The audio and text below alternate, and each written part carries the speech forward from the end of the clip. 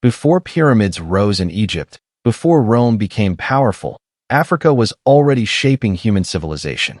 Between 600 and 200 BC, African societies developed advanced kingdoms, trade networks, farming communities, and spiritual traditions that influenced the ancient world in ways still felt today. In this video, we explore Nubia and Kush and the early cultures of Central and Southern Africa, the foundations of African civilization. Around 600 BC, Africa looked very different from today. The Sahara Desert was green, filled with rivers, lakes, animals, and grasslands. People hunted, fished, and farmed in regions that are now dry deserts. As the climate slowly became drier, communities migrated toward rivers, especially the Nile. This movement helped create some of Africa's earliest powerful societies.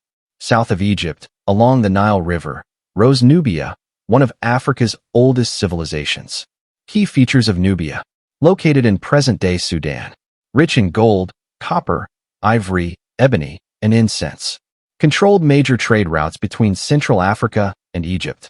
Nubians were not just traders, they were skilled farmers, miners, and craftsmen. They built towns, practiced religion, and developed their own cultural identity. Though Egypt often tried to control Nubia, Nubian culture remained strong and independent. Out of Nubia emerged the powerful Kingdom of Kush around 2000 BC. Kush at its height. Capital cities, Kerma, later Napata, then Meroë, ruled lands along the Nile for over 1,000 years.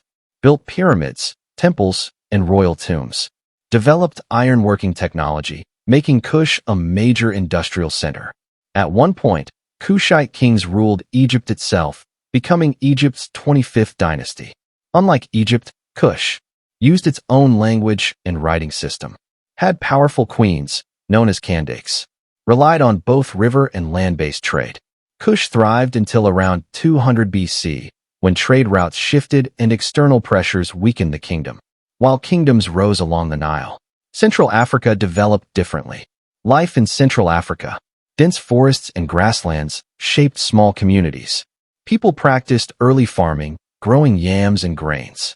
Hunting, fishing, and gathering remained important. Ironworking spread, improving tools and agriculture. One of the most important developments here was the Bantu migration. The Bantu expansion began around 2000 BC.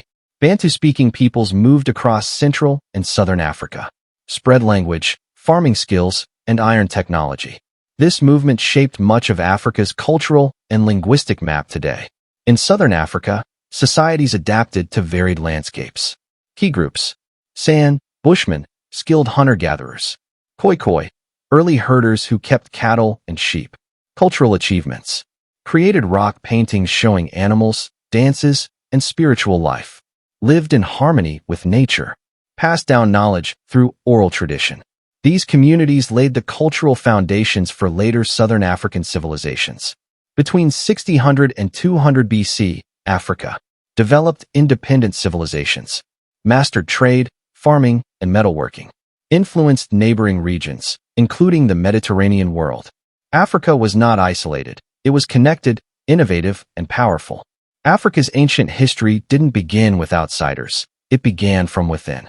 If you enjoyed this deep dive into Africa's early civilizations, like the video, subscribe for more ancient history, and comment which African kingdom you want explored next. Africa's story is older and greater than most people realize.